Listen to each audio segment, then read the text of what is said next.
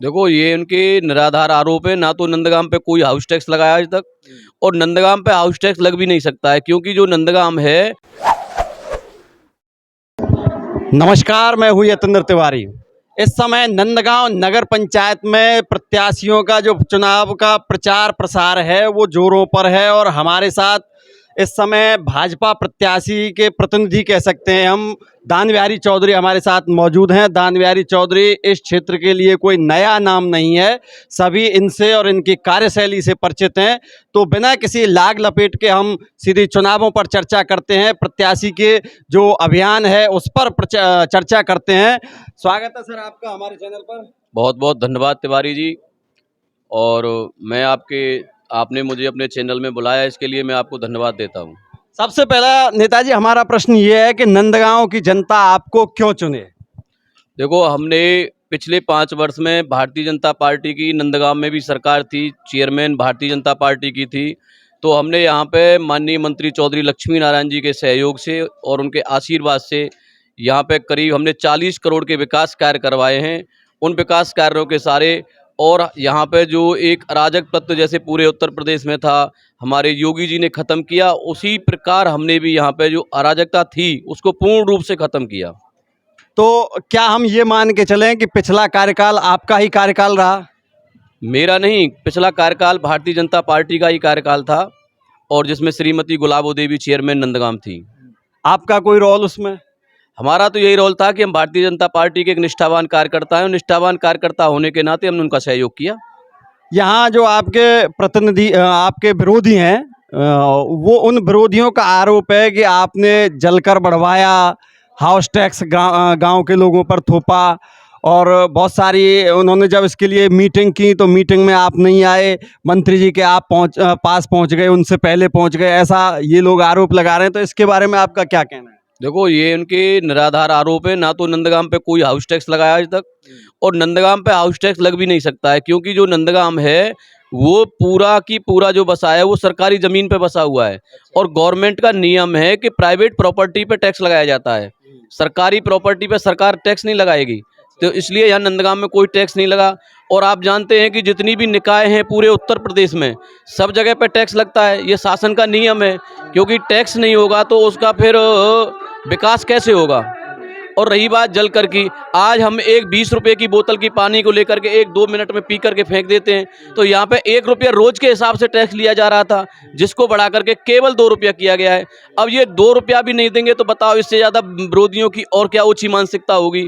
वो चाहते हैं कि बिल्कुल व्यवस्था खत्म हो जाए। भाई, जनता के सहयोग से ही तो व्यवस्थाएं बनेंगी। तो अब जैसे अभी हमने विपक्षियों का इंटरव्यू लिया था तो उनका कहना ये भी था कि गौशाला में जब तक नेताजी का जो संरक्षण था, जब तक उनके सानिध्य में थी गौशाला, तब तक वहाँ व्यवस्थाएं ठीक थी। अब उनका जो उनसे वो छिन गया तो अब वहाँ पे लाइट कट गई, गायें जो है पानी के लिए तरस रही हैं, गर्मी में बिना पंखे के हैं। देखो, जब तक मैं गौशाला का केयर टेकर था मेरी पूरी जिम्मेदारी थी।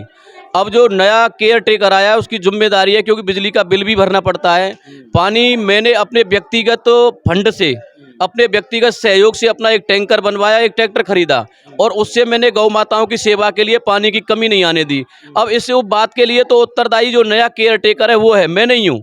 क्योंकि जब मैं केयर टेकर ही नहीं हूँ तो मैं उसके प्रति उत्तरदायी नहीं हूँ। जब मैं केयर टेकर था तो मैं उत्तरदायी था कि मेरी गौ माता वहाँ पे ना कोई प्यासी मरे ना भूखी मरे, ना मतलब उसे कोई मच्छर खाए, वो लाट में रहे। मैंने बिजली का बिल भी भरा और पानी के टैंकर से और अपने निजी ट्रैक्टर से गौ माताओं के पानी की व्यवस्था की। तो चलो, ये सब आरोप प्रत्यारोप तो विपक्ष लगाता ही रहता है। आपके लिए, गांव के विकास के लिए, सौंदर्यीकरण के लिए, नगर पंचायत के लिए क्या विजन है, क्या प्लान है? देखो, सबसे बड़ा विजन तो यह है कि जो हमारी नगर पंचायत है इसको हम स्वसाती करेंगे। मतलब ये स्वयं अपना ऐसा अर्जन करे कि जिससे इसकी स्वयं की अपनी इनकम हो। उसके लिए हम, जो हमारी कृष्ण कुंड है जहाँ पे, वहाँ पे एक हम पार्किंग बनवाएंगे। और जो कृष्ण कुंड के ऊपर जो फील्ड जहाँ पे पहले बच्चे खेला करते थे, आज वहाँ पे पानी भरा पड़ा है, उसमें मिट्टी का भराव कर करके वहाँ पे एक गोसाई मोहल्ला के लिए, क्योंकि आज गोसाई मोहल्ला के लिए कोई बारात घर भी नहीं है, वहाँ पे एक बारात घर का भी निर्माण करवाएंगे। और जैसे कि हमारी गोपाष्टमी जैसे आती है, तो गोपाष्टमियों पे जगह जगह हमारे भगवान श्री कृष्ण जैसे पहली बार गऊ चराने के लिए निकले, तो जो गौ मतलब जो उनके जो स्थान है, जो चिन्ह है भगवान श्री कृष्ण के जो बैठकें हैं, उनको सबसे पहले हम सौंदर्यीकरण का कार्य करेंगे। दूसरा, प्रत्येक मोहल्ले में हम अपने सभी समाज के लिए, जितने भी समाज के लोग हमारे गांव में निवास कर रहे हैं, प्रत्येक समाज के लिए अलग अलग बारात घर का निर्माण कार्य करवाएंगे। और जैसा कि आपको भी विदित है कि माननीय मंत्री जी के अथक प्रयासों के द्वारा हमारे नंदगांव में एक टीएफसी दी गई है, उसको भी अच्छी तरीके से हम बनवा करके, और नंदगांव के लिए जो बाहर से आने वाले तीर्थ यात्री हैं उसमें 5 रुपये की मतलब भरपेट खाना मिलेगा, 1 रुपये की चाय मिलेगी और अन्य सुविधाएं भी उसमें मिलेंगी। ये कार्य भी हमारे अथक प्रयासों के द्वारा ही स्वीकृत हुआ है, क्योंकि माननीय मंत्री जी से हमने बार बार निवेदन किया और उन्होंने हमारे निवेदन को स्वीकार करते हुए नंदगांव में टीएफसी टूरिज्म फैसिलिटी सेंटर को स्वीकृत कराया, जिसकी कीमत करीब करीब 10 करोड़ रुपया है। उसके आगे हम नंदगांव में एक स्टेडियम बनवाएंगे। और मैं आपको रोकूंगा यहाँ। स्टेडियम की बात तो आपने पिछले कार्यकाल में भी की थी, लेकिन लोग मुंह देखते ही रह गए। देखो, हमको जमीन नहीं मिली थी, उसके लिए हमको जमीन एक्वायर करनी पड़ेगी, और एक्वायर जमीन जब करेंगे जब नगर पंचायत के पास फंड होगा। अभी मैंने कहा था कि सबसे पहले हम नगर पंचायत को स्वशाती बनाएंगे, जिससे उनकी अपनी इनकम होगी, क्योंकि उसके लिए 5 एकड़ जमीन हमको एक्वायर करनी पड़ेगी, और 5 एकड़ का मतलब होता है करीब करीब 2-2.5 करोड़ रुपए का बजट। तो उसके लिए पहले हमें नगर पंचायत से इनकम बना करके, जैसे हमारे कामा से खनन आता है और हमारी नगर पंचायत में होके जाता है, तो हम माननीय मंत्री जी के द्वारा मुख्यमंत्री जी के यहाँ अप्लाई करेंगे। हमको केवल जो खनन करके ट्रक ले जाते हैं हमारे यहाँ से में और प्रदूषण फैलाते हैं, उन पे हमको रॉयल्टी लगाने का अधिकार हो, ऐसा हम माननीय मंत्री जी से प्रयास करेंगे। अगर ऐसा हुआ तो हमारी इनकम बढ़ जाएगी, और इनकम बढ़ जाएगी तो हम तरह तरह की विकास की योजनाएं नंदगांव में प्रभावी करेंगे। तो वो सौंदर्यीकरण के और विकास के कार्य आप गिना रहे थे, वो अधूरा रह गया। हाँ, तो जो स्टेडियम वाली बात थी उसको आप आगे बढ़ाइए। स्टेडियम के लिए हमने माननीय मंत्री जी से और अपने मतलब ये है कि जो हमारे पूर्व चेयरमैन मतलब जो चेयरमैन रहे, निवर्तमान चेयरमैन गुलाबो देवी रहीं, उनसे भी हमने प्रयास किया, लेकिन नंदगांव में कहीं ज़मीन नहीं मिली। ज़मीन ना मिलने के कारण वो योजना हमारी अधूरी रह गई।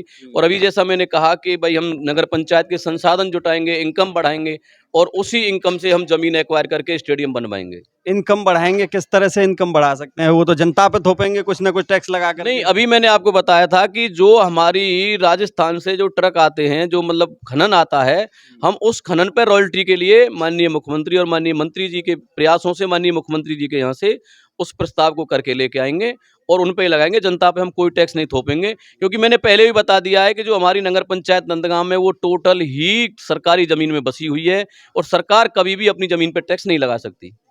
बालिकाओं के लिए, युवाओं के लिए आपके पास और क्या-क्या है आपके खजाने में?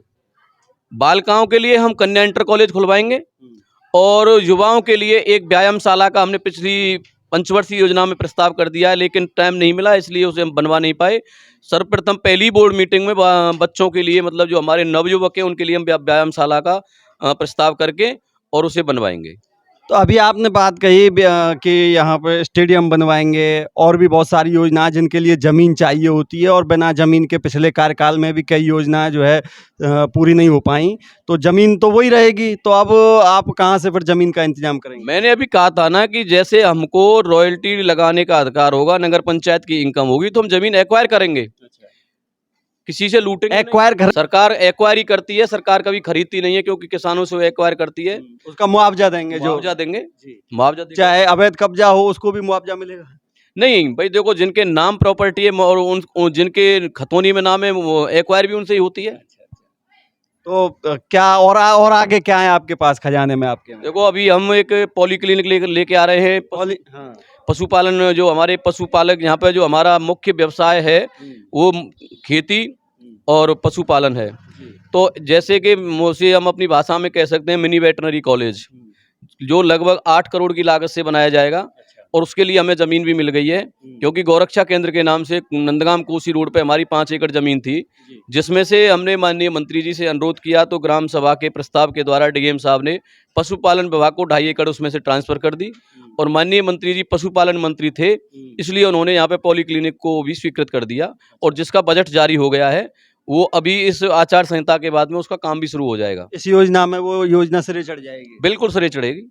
इसके अलावा गांव में बहुत सारी समस्याएं हैं, जैसे बंदरों की समस्या हम करें, बंदर एक समस्या भी है, और एक तरह से धार्मिक मान्यता भी उनके साथ जुड़ी हुई है, तो उनका कोई इलाज, कोई उपचार उनके लिए? देखो हमारे यहाँ पे जैसे कि बड़े बड़े वन हैं, नंदगांव में 56 कुंड हैं, तो हम किसी एक ऐसे स्थान का चयन करेंगे क्योंकि वो हनुमान जी का रूप है।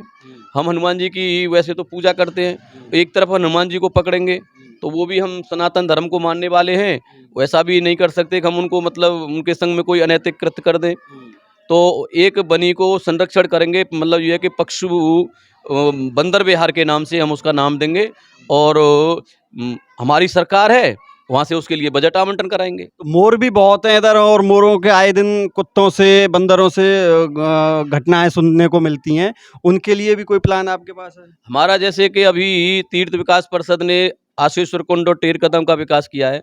आप टेर कदम पे जाते होंगे, वहाँ देखते होंगे कि बहुत मोर हैं, और हम टेर कदम पे प्रयास कर रहे हैं मंत्री जी के द्वारा और अपनी सरकार के द्वारा कि वहीं पे एक मोर पक्षी विहार बनाया जाए, उसके लिए हम प्रयासरत हैं। उसके लिए हमने टेर कदम की बाउंड्री वाल भी करा दी है, लेकिन आप जानते हैं कि सारे काम एकदम में नहीं हो जाते हैं। तो अब जैसे यहाँ गांव में बहुत सारी समस्याएं हैं, और लगभग 30,000 के आसपास, कम थोड़ा बहुत कम हो सकता है, यहाँ की आबादी है और समस्याएं बहुत हैं। तो उन समस्याओं के लिए, जैसे नालियाँ हैं, नालियों में बहुत सारी गंदगी, गंदा पानी जो है सड़क पर आता रहता है, और भी बहुत सारी समस्याएं हैं, वो आपको सब पता है। तो उनके लिए क्या प्लान है आपके पास? देखो, जो नालियाँ जहाँ टूटी पड़ी हैं, हमने इसी कार्यकाल में हमारी जो चेयरमैन साहब रहीं गुलाबो देवी, उन्होंने इतने विकास कार्य करवाए। आप देख रहे हैं कि गांव में कहीं कोई ऐसा, कितने विकास कार्य कराए उन्होंने? उन्होंने करीब करीब, मैंने बताया था आपको, 32 करोड़ रुपए के विकास कार्य उनके शासनकाल में और उनके प्रस्तावों के द्वारा हुए। कौन कौन से कार्य हुए? देखो जैसे कि आपके ज्ञान मोहल्ला में देखो, जाटवो वाला जो खंजरा है, बड़े कुआ वाला जैसे बोलते हैं, उसको करवाया। इधर विज्ञान दास महाराज जी की जो बगीची है उसे करवाया। इधर आपके जो प्यारे लाल जी के मकान से रज्जो के यहाँ तक कराया। इधर कल्लू दादा की छान से लेके बरसाना रोड तक कराया। इधर पीरी धर्मशाला से लेकर के आपके मकान तक कराया। इधर छाजू का थोक में बरसाना कोसी रोड से लेकर के पूर्व चेयरमैन जसराम सिंह जी के कमरा तक करवाया। इधर हमने मतलब कामा रोड से लेकर के सिंडियों तक करवाया। इधर हमने वीआईपी पार्किंग से लेकर कामा रोड तक करवाया। इधर देवा थोक में हमने कच्ची चौपाल से लेकर के कामा रोड तक करवाया। और इधर हमने नंदगाम और कामा रोड को जोड़ने वाला, जैसे हम नंदगाम बाईपास और नंदगाम परकम्मा मार्ग कहते हैं, उसको 3 करोड़ की लागत से वहाँ से पूरा इंटरलॉकिंग बनवाया। और भी भूरे का थोक में एक माता मंदिर है, माता मंदिर के सामने के चौक को जो भूपराम पहलवान के यहाँ तक जाता है उसको बनवाया। और भूरे के थोक में ही हमने कुंवरपाल जी की दुकान से लेकर के भगवान सिंह प्रजापति के यहाँ तक इंटरलॉकिंग खंजरा बनवाया। बहुत सारे विकास कार्य हमने करवाए हैं।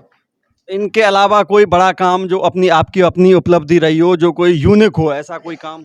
देखो, हमने माननीय मंत्री जी से कह करके तीर्थ विकास परिषद से, आप देखेंगे कि नंदगाम की एक धरोहर के रूप में हमारी वृंदा कुंड है, उसका इतना सौंदर्यीकरण करवाया है कि जब कोई परदेसी आता है तो उसका मन खुश हो जाता है कि हाँ, वास्तव में अब ये नंदगाम ही है। आप देखो टेर कदम को, आप देखो आशीश्वर कुंड को, आप देखो अभी ललता कुंड पे काम चल रहा है, कितना अच्छा काम चल रहा है।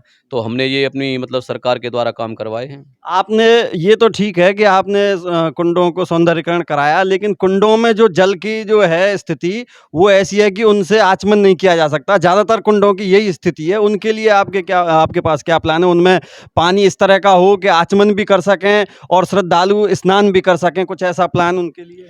देखो, उसके लिए ऐसा है कि अभी हमारी जो आपने बताया कि हर काम एकदम नहीं होता है।